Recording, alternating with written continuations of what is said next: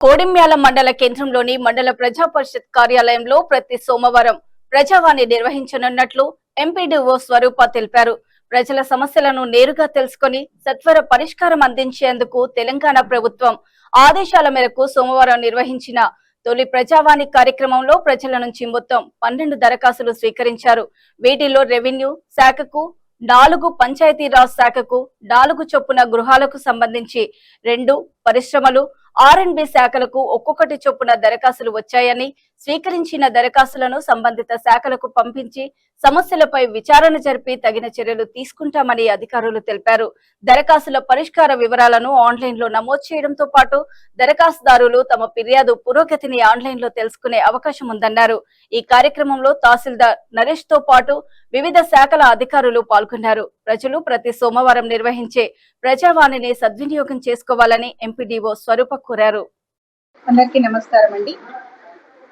తెలంగాణ రాష్ట్ర ప్రభుత్వం ఆదేశాల మేరకు తెలంగాణ రాష్ట్ర వ్యాప్తంగా అన్ని మండలాల్లో కూడా ప్రజలందరికీ వారి సమస్యల మీద వెంటనే సత్వర న్యాయం చేకూర్చాలనేటువంటి ఒక సదుద్దేశంతో రాష్ట్ర ప్రభుత్వం జీవో నెంబర్ 4 ద్వారా అన్ని మండలాలలో కూడా మండల స్థాయి ప్రజావాణి కార్యక్రమం ఏర్పాటు చేయాలని చెప్పేసి మనకు ఆదేశించి ఉన్నారు.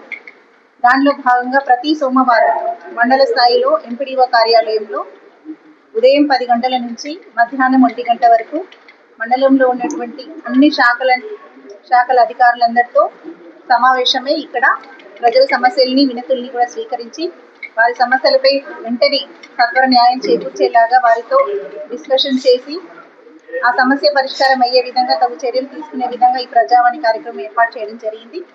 ఈ రోజు కూడా కొడిమ్యాల మండలంలో ప్రజావాణి కార్యక్రమం మన ఎంపీడీఓ కార్యాలయంలో ప్రారంభించుకోవడం జరిగింది. దాదాపు అన్ని శాఖల అధికారులు కూడా హాజరవ్వడం జరిగింది.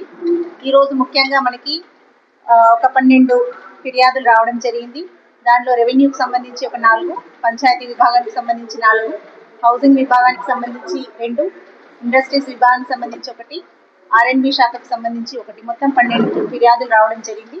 ఈ వాటన్నిటిని కూడా వెంటనే ఆయా శాఖల అధికారులు కూడా పంపడం జరిగింది.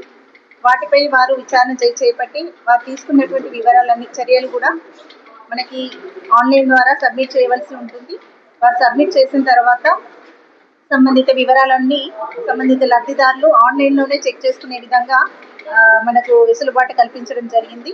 అంటే ఆ స్టేటస్ ఎక్కడి వరకు వచ్చింది అనేటువంటి విచారణ వివరాలు ఎంతవరకు వచ్చినాయి అనేటువంటివి మనం సంబంధిత లబ్ధిదారులు వెంటనే ఆన్లైన్లో చెక్ చేసుకునే విధంగా మనకు ఆయా సౌకర్యాలు మనకు ఆన్లైన్లో ఉండడం జరిగిందండి. సో దీనిపై మనం వచ్చే సోమవారం లోపు ఎంతవరకు చర్యలు తీసుకున్నాం అనేటువంటిది మనం వచ్చే సోమవారం రోజు ఆయా శాఖల అధికారులతో చర్చించి వాటిని ఆ చర్యలు ఆ రిపోర్ట్స్ అన్నిటిని కూడా ఆన్లైన్లో నమోదు చేస్తామని ఈ సందర్భంగా మేము తెలియజేస్తున్నాం. Thank you. అన్నీ వచ్చాయి. 23 డిపార్ట్మెంట్ వచ్చాయి. 23 శాఖల అధికారులు వచ్చాయి. మనకి 2 మండలాలకు సంబంధించి ఉన్నటువంటి అధికారులు వేరే మండలంలో హాజరవ్వడం జరిగింది. ఒకసారి అక్కడ ఒకసారి ఇక్కడ హాజరవుతున్నారు. 2-3 మండలాలకి ఉన్నటువంటి అధికారులు